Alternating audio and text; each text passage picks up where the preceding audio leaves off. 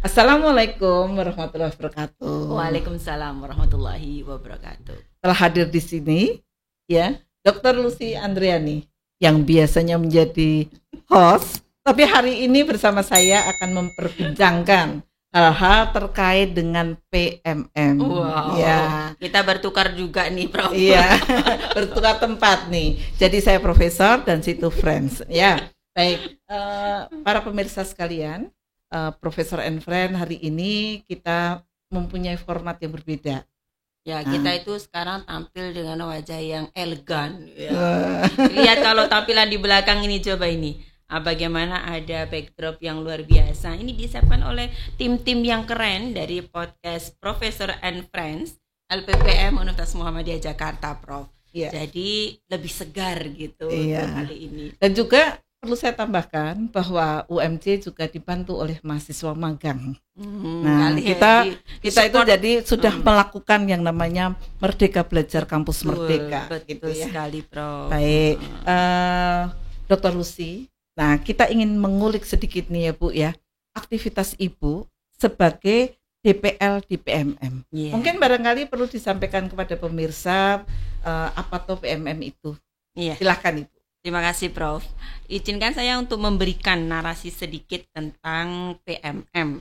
PMM itu merupakan salah satu program dari Merdeka Belajar Kampus Merdeka, Prof. Jadi kan kalau MBKM itu ada berapa banyak program, sekitar 8 program. Dan salah satunya adalah pertukaran mahasiswa merdeka. Kemudian pertukaran mahasiswa merdeka ini ada 2 pola, yaitu universitas itu mengirim mahasiswa keluar dan juga universitas menerima mahasiswa untuk masuk.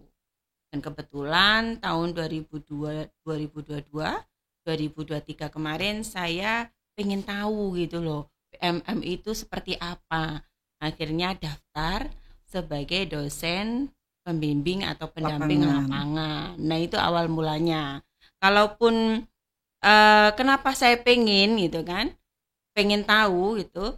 Pertama, saya itu penasaran sebenarnya MBKM itu modelnya dengan 8 itu implementasinya seperti apa sih gitu. Penasaran saya ya.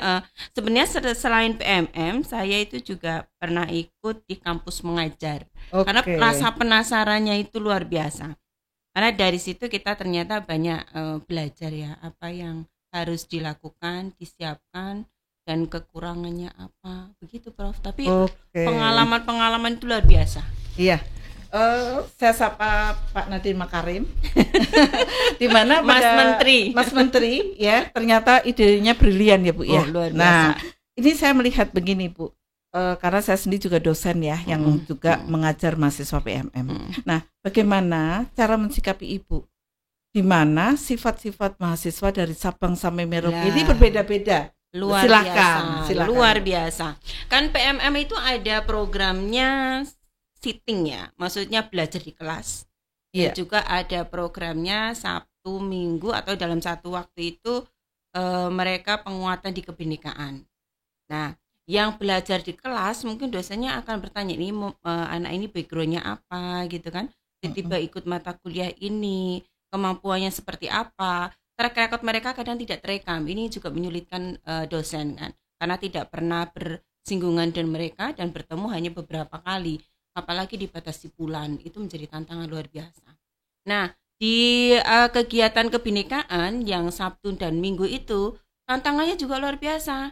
Kita dengan satu kelompok dibagi, kalau di PMM UMJ kebetulan ada 12 DPL, 12 mentor, dan 243 mahasiswa yang hadir dari 63 perguruan tinggi se-Indonesia. 63 itu kan luar biasa. Dan UMJ luar biasa Ibu. Mempunyai tanggung jawab untuk 243 dengan background yang bermacam-macam. Nah, tantangannya tentu luar biasa. Dari penyiapan kosan. Walaupun gini, UMJ itu kalau boleh dievaluasi pelaksanaan PMM sebagai tuan rumah itu all out. Ya, walaupun masih ada beberapa kekurangan terkait dengan koordinasi dan sebagainya, ini juga menjadi masukan ke kita ya kan, 243 itu nggak mudah gitu loh. Jadi koordinasinya mungkin diperkuat kembali. harus nyarikan kosan, menyiapkan asrama gitu ya. Kemudian memantau gerakan mereka karena kan di sini ibu kota ya. Kita pergaulannya Bu Prof tahu sendirilah, salah jalan sedikit kita akan bertanggung jawab terkait dengan itu. Itu Bu Prof, tantangannya luar biasa. Kalau mau nanti kita bicarakan di podcast ini banyak sekali yang perlu. Iya. Tapi alhamdulillah ya para pemirsa, Pak Rektor, Pak Dr.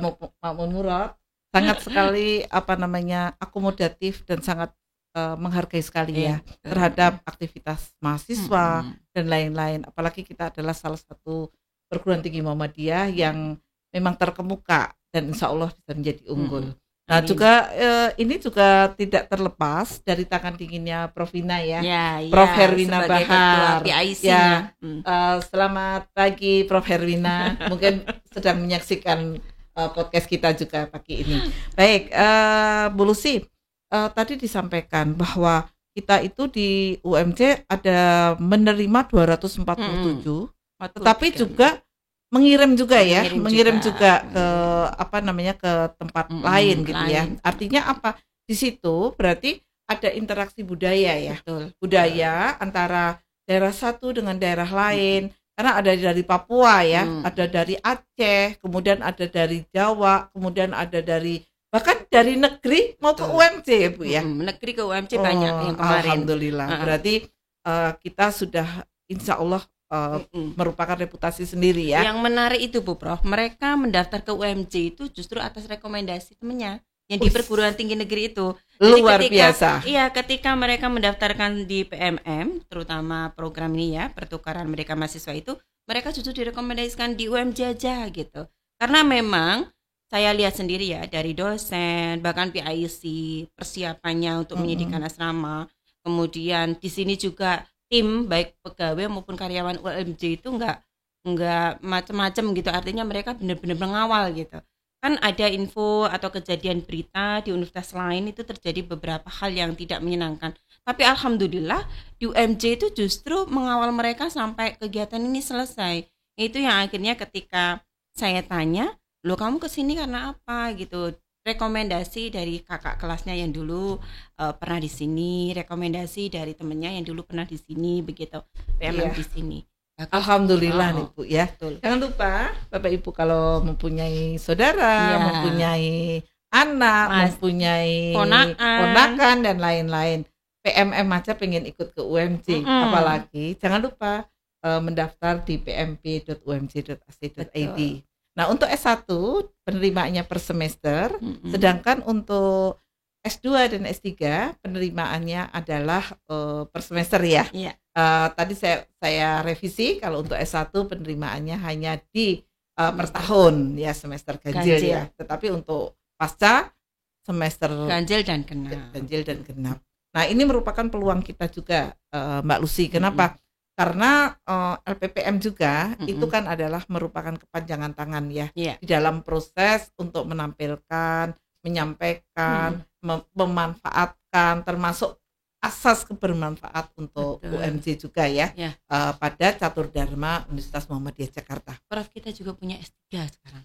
Banyak sekali. S3 berapa nih Mbak? Di FISIP ada 1, di ekonomi ada, di Fakultas Hukum mungkin masih mau didirikan, dan ini yang ada di sini program S3-nya MPI. Nah, bagi Bapak dan Ibu yang lulusan S2 mungkin bisa hadir juga meramaikan akademik di Universitas Muhammadiyah Jakarta untuk masuk di program doktor. Begitu, Prof. Iya. Doktor MPI itu udah unggul luar biasa ya. Unggul luar biasa. Nah, itu adalah merupakan salah satu yang membanggakan kita semua ya, terobosan UMC. Terobosan UMC di dalam menciptakan prodi yang unggul, terutama untuk S3 ya. Baik, Bu Lucy, ini satu lagi nih ya, di dalam tadi telah disampaikan tipikal PMM dan lain-lain. Tetapi dari evaluasi pelaksanaan nih MBKM, barangkali ini juga didengarkan oleh Mas Menteri dan tim gitu ya dari Kemdikbudristek, bagaimana kita juga bisa memberikan masukan yang tentu saja manfaat ya terhadap MBKM. Silakan Bu. Saya akan memberikan gambaran sedikit terkait dengan posisi saya waktu itu sebagai dosen pendamping lapangan. Jadi ada beberapa hal yang memang mungkin perlu dievaluasi terkait administratif dan juga terkait dengan isi atau materi gitu ya, Bu Prof. Nah, kalau terkait dengan administratif, mungkin koordinasi antara PMM pusat dengan PIC terkait dengan pendanaan. Karena bagaimanapun juga ternyata UMJ membackup full dana itu sebelum dana itu turun dari sana. Luar biasa karena 243 itu harus melaksanakan kegiatan untuk modul Nusantara yang tentunya memang berbiaya gitu. Nah, ini harus juga dilaksanakan sesuai dengan timeline dan keuangan belum turun. Nah, ini perlu juga disikapi oleh pemerintah. Jadi nanti seandainya ada program, alangkah baiknya jangan lama-lama turunnya. Begitu, kasihan lembaga harus membackup banyak. Kalau 243 kan lumayan, Bu Prof. Kalau cuma 50 100. Tapi memang Muhammadiyah itu adalah betul. Bukan hanya bicara masalah duit, tetapi adalah masalah kebermanfaatan ya, Pulusi. Dan komitmen itu yang penting. Jadi UMJ mempunyai komitmen ketika sudah mau menerima, maka UMJ mau bertanggung jawab penuh atas itu. Itu luar biasa, saya sampai terharu gitu. Itu satu. Evaluasi yang kedua terkait dengan seleksi, Bu Prof. Jadi ketika saya di lapangan itu coba untuk bertanya, seleksinya apa? Ya memang seleksinya ada IPK, kemudian ada wawasan kebangsaan. Tetapi satu yang belum masuk, kemandirian mahasiswa. Jadi kalau mahasiswa itu pintar, belum tentu anak ini mandiri atau mempunyai sikap struggle di lapangan, kayak itu belum ada. Jadi ketika kita membimbing itu ya kayak membimbing anak SMA begitu. Dia masih notabene belum bisa merencanakan dengan baik apa yang dia mau. Akhirnya program ini kesannya yang khususnya modul Nusantara akhirnya jalan-jalan kesannya begitu. Belum pas untuk mereka belum memahami bahwa seharusnya apa yang mereka harus lakukan di program ini gitu. Itu yang mungkin evaluasi untuk saya sebagai dosen pendamping lapangan. Tapi positifnya sebenarnya juga banyak. Kita bisa memahami karakter dan luar biasa Pak Mas Menteri ini memang kalau tidak dihadirkan mahasiswa dari luar ke kita dosen tuh nggak akan tahu. Oh ternyata begini toh karakter mereka gitu. Oh ternyata begini toh dalam menyikapi pembelajaran gitu. Oh ternyata begini toh pemahaman mereka terhadap kebinekaan, nasionalisme. Kita tidak akan tahu itu. Tadi saya luar biasa mencatat dari tentang kemandirian ya. Mungkin yang diinginkan Mas Menteri adalah proses learning by doing dan juga kemampuan untuk bisa belajar secara keberlanjutan. Nah, barangkali juga PMN ini juga merupakan salah satu ya latihan mahasiswa untuk mahasiswa bisa mandiri, kemudian bisa bergaul. Kenapa? Karena nanti dunia kerja itu kan tidak ada batas. Lintas disiplin keilmuan juga tidak mempunyai batas. Bahkan ke dunia global juga sangat terbuka luas nih Pulusi ya. Dan saya sendiri juga punya pengalaman ya, di mana saya juga di kelas saya itu ada yang dari farmasi, kemudian ada dari sosial loh ya, sosial tapi masuk ke teknik gitu ya. Luar biasa itu. Dia juga tergagap-gagap juga dengan hal tersebut. Tapi alhamdulillah dengan dosen-dosen UMJ yang kita memberikan supporting baik sifatnya adalah akademik, baik bahan dan lain-lain ya. Dan juga model pembelajaran kita yang kita matchkan. Jadi kalau menyusun RPS itu kan memang sudah OB ya. Jadi artinya bahwa kita ingin punya capaian bahwa profil lulusannya harus seperti ini. Nah itu kita terapkan di dalam PMM ini ya Pulusi ya. Karena memang tadi yang Pulusi sampaikan mungkin tipikalnya anak timur beda dengan anak barat, dengan anak tengah gitu ya. Dan mereka juga karakternya ada lagi anak bontot, anak sulung gitu ya barangkali. Nah ini semua menjadi tantangan kita bersama, terutama Pulusi ya sebagai DPL ya Bu ya, untuk pengalaman yang tidak bisa terlupakan. Dan itu tidak bisa dihargai dengan uang.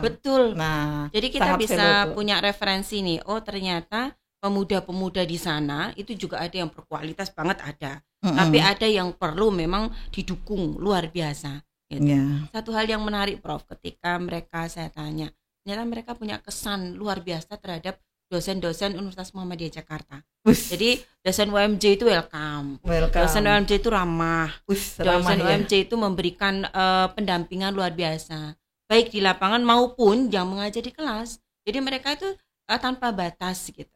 Karena mereka menganggap kalau di sana itu kadang dosanya tidak menyapa atau wah ya, itu tidak terlepas itu luar biasa karena kita sangat memahami yang namanya al-Islam dan kemuhammadiyahan ya. Jadi seorang dosen itu bukan hanya sebagai dosen aja transfer ilmu, tetapi memang kita adalah pendidik. Betul. Ya. Sebenarnya ini semua tidak terlepas loh Bu Lucy terkait dengan kemauan dari Pak Nadiem bahwa kan tidak ada kata-kata sertifikasi pengajar itu tidak ada. Nah, yang dinamakan itu adalah sertifikasi pendidik. Ya, jadi itu juga menguatkan kita semua ya sebagai dosen. Nah, insya Allah juga menjadi bekal kita bersama di dalam proses untuk menjadi pendidik yang baik. Betul, ya, Dr. Lucy ya. Membimbing mahasiswa sebagai pemuda ke depan untuk bisa menghadapi tantangan. Intinya pendidikan seperti itu juga. Iya, jadi kita juga selain kita kan catur dharma ada 4, al-Islam dan kemuhammadiyahan itu memang benar-benar kita fondasi yang sangat kuat. Termasuk Universitas Muhammadiyah Jakarta juga menerima mahasiswa non muslim juga. Iya, betul. Jadi bahkan kita mungkin di PMM juga ada yang non muslim ya. Jadi itu adalah merupakan toleransi dan lain-lain yang menjadi salah satu sikap dari Muhammadiyah ya terutama untuk itu. Dan saya juga mempunyai beberapa kalau mahasiswa S2 itu dari non muslim, kami juga mereka hanya membahas kepada Muhammadiyah, bukan membahas kepada akidah kita. Iya. Nah, itulah salah satu proses di dalam proses pendidikan kita. Nah, jangan lupa like, share dan subscribe daripada YouTube LPPM UMJ dan juga UMJ untuk podcast Professor and Friend. Nah, Mbak Lucy, ini ada sedikit nih ya. Professor and Friends. Nah, ini dulu itu munculnya itu pada saat gagasan kita di mana profesor itu dulu biasanya tuh udah tua gitu loh ya. Nah, itu kita bincang-bincang sebentar nih ya. Merubah mindset bahwa seorang profesor itu tidak mesti tua gitu kan. Kalau saya bilang sekarang tidak boleh mengatakan tua, tapi sudah senior gitu ya. Nah, jadi Profesor and Friend dilatar belakangi oleh keinginan daripada profesor menjadikan semua masyarakat menjadi friend-nya. Nah, ini dimulai dari PPM UMJ, Mbak Lucy, dan insya Allah kita semua siap untuk bisa merangkul baik mahasiswa, kemudian peneliti, kemudian beberapa stakeholder kita ya Bu ya. Karena Pak Rektor sangat mendorong untuk arah sana gitu untuk bersinergi dengan berbagai macam masyarakat, komunitas dan juga itu perusahaan-perusahaan. Semuanya kita bersinergi. Nah, termasuk kita kan memang sedang giat-giatnya tentang matching fund, link and match dan lain-lain ya. Termasuk kita juga akan punya program KKN, ya kan? Yang membumikan keilmuan gitu intinya itu. Iya, jadi artinya ilmu itu tidak merupakan menara gading para pemirsa dan kita menginspirasi kita bersama untuk bisa memberikan kemanfaatan yang lebih dari riset kita, dari pengajaran kita. Kemudian insya Allah ini semua menjadi bekal kita semua dalam menyampaikan tentang ilmu dan lain-lain. Baik Ibu, silakan untuk Bu Lucy untuk memberikan closing statement yang bisa memberikan menginspirasi kepada mahasiswa untuk bisa ikut di PMM tahun ini ya, juga dosen sehingga menjadi punya pengalaman yang tidak terlupakan. Silakan. PMM atau program Merdeka Belajar Kampus Merdeka sebenarnya itu mempunyai tujuan untuk membangun experience pengalaman mahasiswa keluar. Jadi jangan pernah takut untuk mencoba apapun itu kondisinya, karena melalui Kemendikbudristek pun masih mencari model yang pas untuk bisa menguatkan kompetensi mahasiswa.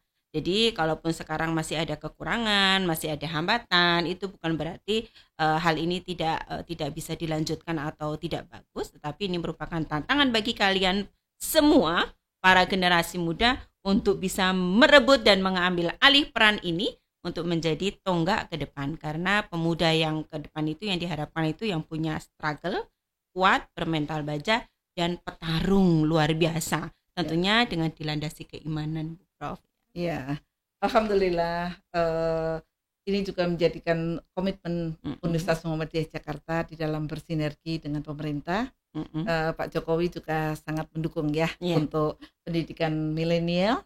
Kemudian Pak Nadiem juga sangat visioner di dalam Merdeka Belajar Kampus Merdeka.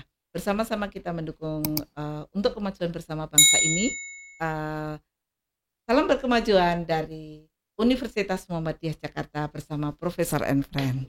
Assalamualaikum warahmatullahi wabarakatuh. Waalaikumsalam warahmatullahi wabarakatuh.